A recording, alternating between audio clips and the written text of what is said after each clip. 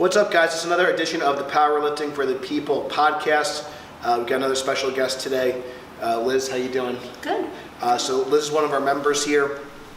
Started out, we tried to do some adult kind of fitness classes for a while, and she was part of that kind of initial group, and so she can kind of talk about that a little bit more. But she's been doing powerlifting for quite some time now, getting the strength training in. So.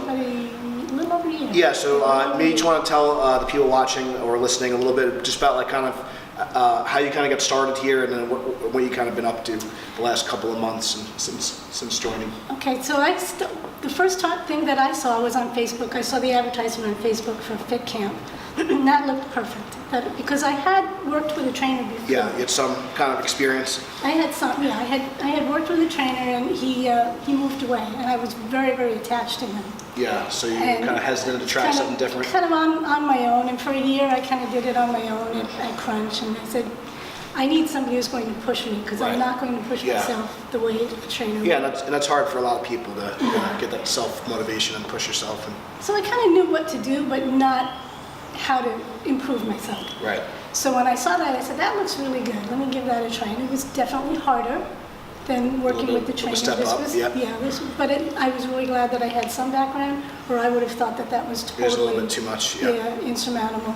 So, but I really enjoyed it. I loved it.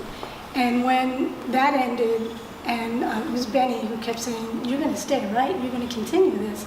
And I said, I don't know. I'm not really sure at my age. Can I do this? Yeah, can I actually? Yeah, 'cause there's a lot of kind of stigma out there, and there's a lot of people are afraid of getting hurt, or they are afraid they're going to hurt their back and stuff. So, so what was kind of going through your head, and what were some, I guess, your fears initially before you kind of tried some of the strength?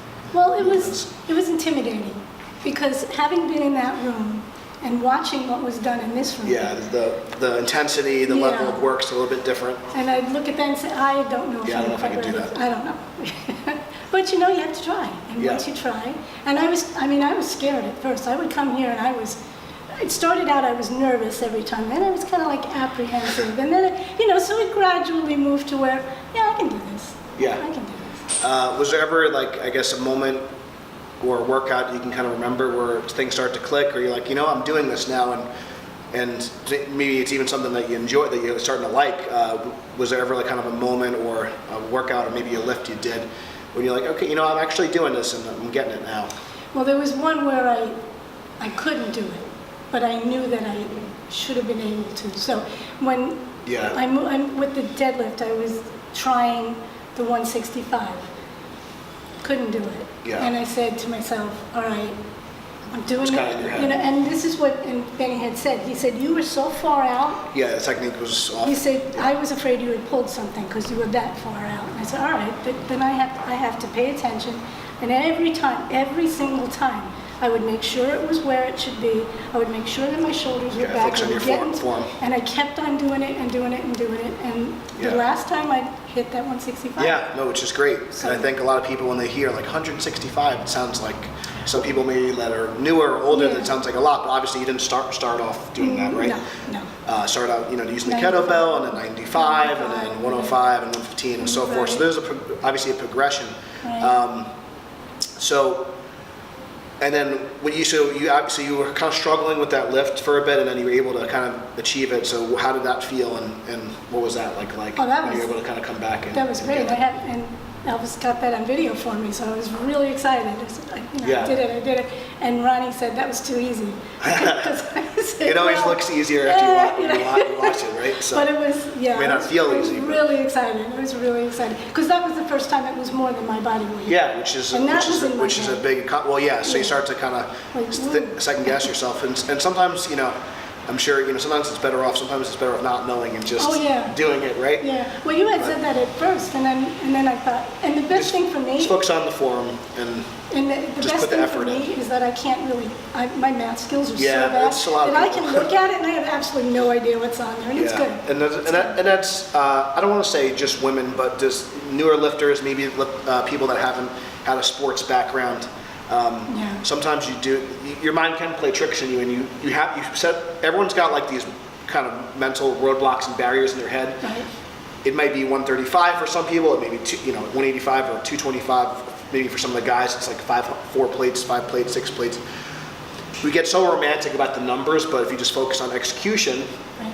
like you said, you focus on your technique and you put effort in, and then you're going to get better. You're going to progress over time, Right. and the numbers will kind of come. So just being a little bit more process oriented, not in. So I think that's a good lesson. And I think another great lesson is that, it's really cool that you missed that lift and you still came back and you were able to achieve it. So even if you don't succeed the first time, don't let that discourage you. Right. You could always try again. You could always get better. And sometimes you need to take a step back. Like you said, your form was off. So, okay, I'm going to work on my technique. I'm going to do a couple of workouts, and now I'm going to come back and I'm going to try again because I can put the effort in. So, because I think especially it's great with social media, like we're able to do things like this, but also it could be, we start comparing ourselves, and everyone's in such a rush. And I think being on Long Island, being in New York, I think we're even in more. It's just kind of the culture here, and it's very like high paced, the hustle. So, before, when I started powerlifting, a lot of the stuff was not on the internet. So, we didn't really compare ourselves too much because we were kind of just a little bit more isolated. It was a little bit more underground. So, there's advantages and disadvantages. That the advantages that we can get the information out there, but the disadvantages, you don't want to be in such a rush and start to compare. So, like obviously, like if you don't mind, saying like how old you are.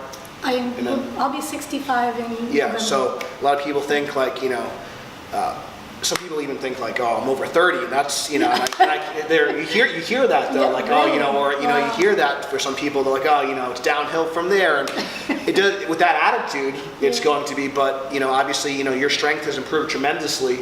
So you could really start at any age. My mom's another great example of this. My dad's kind of going through. He's just starting. He's going through the process now, and with time. Now, does that mean that you're going to be, an elite, top level lifter in the world? Not necessarily, but you're getting stronger for you, Right. and that's an accomplishment. So, so I want to rewind a little bit. So you said you had a trainer initially. So what are some things that maybe you did? Did you like exercise even like before you had the trainer? Like, were you kind of always into fitness, or is it something you picked up later in life? Can you tell us about that a little bit? I was an active kid growing up. Yeah. I've never really been very girly. I'm more of a tomboy. Yeah. I like that kind of thing, but I was never really athletic. I'm Right. not very coordinated. Sure. So, and any time I would try that, that did not work for me. Yeah. So, like, I think I would have enjoyed it, but I really wasn't, So, I never really had trouble with my weight, but I did like to do videos. I would do like fitness videos and things like that. Little workout tapes and things. Yeah, sure. And stuff like that. And then I started gaining weight when I got older. Yeah, and I think as your metabolism goes down, you start to lose muscle mass. So those are all really important things. Yeah, So I think just going, it's going to happen at some point. Everyone's metabolism, everyone's genetics are going to be a little bit different. But one of the great things about powerlifting and strength training exercises in general is that it can really, promote you being more youthful and having more energy and improving, because as you get older, that muscle is going to start to waste away, and the more you atrophy, then it's going to be harder to get out of a chair. It's going to be harder to squat down. One of the things that I was always most impressed with you specifically, it took you a really long time to hit, like, again, this is very subjective, like what good depth is in the squat, because unless you're a powerlifter, depth doesn't really matter. But we try. We don't force people to squat, to a certain depth, but we want your mobility to improve. Right. And if you could squat safely to below parallel, that's what we're going to try to work that, because it's going to work the most. It's the most effective range of motion, and it also gives us a marker. If your squat depth is different all the time and it's not consistent, it's kind of hard to measure if your strength is improving or not. So that's one of the reasons why we do try to hold people to a more of a quote-unquote powerlifting type standard. But in the beginning, some of the squats were maybe 2 inches high, 1 inch high, but you were able to work that down. And I think that's really important also as we get older, because if we're, it sounds silly, but getting off the toilet, getting up off a chair, the ability to squat lower with good mechanics, a good form, is really important for the quality of life. So can you talk about the squat a little bit and how that's improved, and can you feel any difference like day to day? And can you tell us about that? Oh, I can get things out of the cabinet and get right back up. You could squat down and you could, And I don't have to grab onto anything. I don't have to hold on. Because your core strength is that much so better. So I can get down and back up. That's really amazing. Because I think that's a lot of people are afraid, and there's it gets to be a really highly debated topic. If you're just training for general strength and not a powerlifting competition, there's really no rules as far as how low you need to go.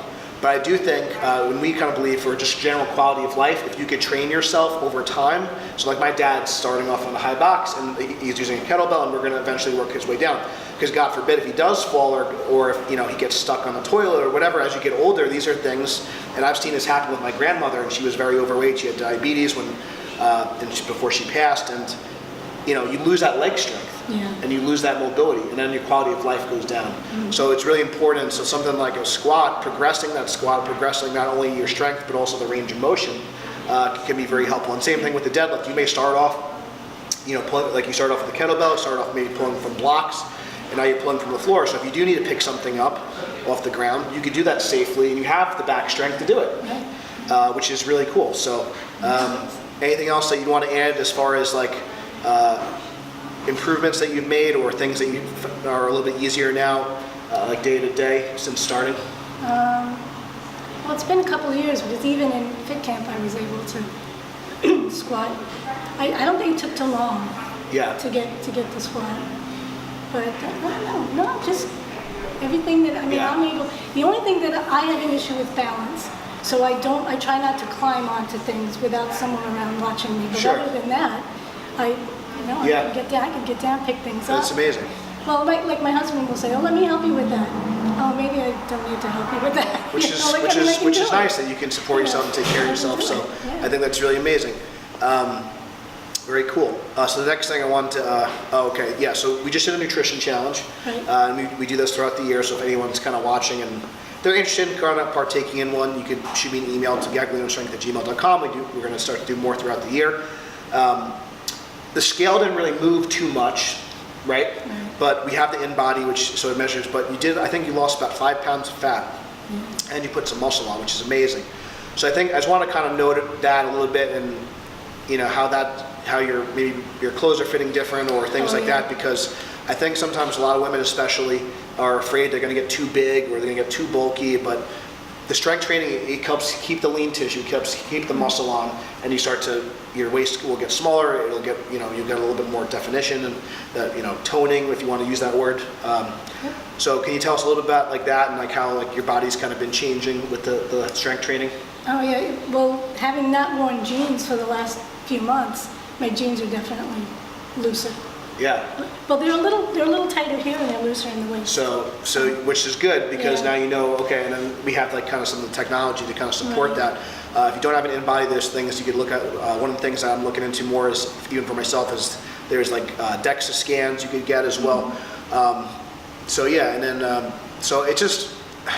it's really important that people educate themselves. And again, for some people listening that maybe are more seasoned powerlifters, this is like duh. But for a lot of people, this is kind of really groundbreaking stuff. And something simple, like 3 simple exercises, a bench, a squat, and a deadlift, can really be like a game changer for a lot of people. And a lot of people think these exercises are scary or they maybe can hurt you, but it's all dose dependent, and there's always, it's client and person specific. What range of motion do they have? What can they tolerate? What can the nervous system handle? And there's always a progression, which I love about powerlifting and strength training. There's always a modification. There's always a variation that you can do, no matter what your level is. Like I said, and that's why I really love, and that's why I've kind of, because we've dabbled in different things. I've kind of done it all. I've done strongman, I've done kettlebells, I've kind of dabbled in some weightlifting and all those different types of CrossFit, you name it. But I always come back to powerlifting because I really think it's so scalable, and I think it's one of the things where it is a sport, but it is there are methods of training for it, and you really can modify for the person, which I think is really cool. If someone was kind of hesitant, or maybe they were scared to try out powerlifting or try out a gym like this, what advice could you tell somebody? Just do it. Just do it. Yeah. The best thing about this is it's small, and everyone is supportive. Everyone is there for you. Yeah. And I've never. If you go to a trainer, it's just you and that trainer. It's a little different, and it could be benefit to that. But I think you know, a powerlifting gym, a powerlifting team can be great. You know, I think one of the reasons why CrossFit is so successful is because it gathers people together. But it's just really important that you kind of respect your body and you just do something that's appropriate for you. And there's, like I said, you can, again, what's great about powerlifting is you can go as heavy or as light as you want, whether you want to start with a broomstick and your body weight, or if you want to, you know, load up with hundreds and hundreds of pounds. And there's a progression, and what's really cool about the barbells, you can micro progress it. We have like 1 pound and half pound plates here for that reason. But it's okay to push too, and it's okay to challenge yourself even as you get older. Like you're not, you know, you're not, as we say, sandbagging all the time, right? So we have those days where you do push, because I think it is important that the training is hard too, because that's what's going to allow you to stress your body, and that's what's going to allow you to adapt. You just want to make sure that it's hard enough to elicit enough stress to make progress, but not so hard that like your body breaks. So, well, Liz, thank you so much for coming on. It's been great to see you progress, and that's why I wanted to get you on. I know one of the goals for this podcast, and it's called Powerlifting for the People, is that we just want to showcase not just the elite, not just the competitive lifter, but also the people that are using powerlifting just to improve their lives, because that's kind of our goal. We want to build a strong community. We want to make, you know, just the world a more fit, healthy, strong place. And we really believe that, you know, doing strength training and doing barbell training and lifting heavier things progressively over time can really benefit and help a lot of people. So we appreciate you coming on. Thank you so much. So thank you guys for watching. If the interview did help you, please give it a 5-star review. It helps other people find us. And please subscribe to the channel. Please subscribe to the podcast. Thank you guys so much for watching. Until next time, stay strong, and we'll see you soon.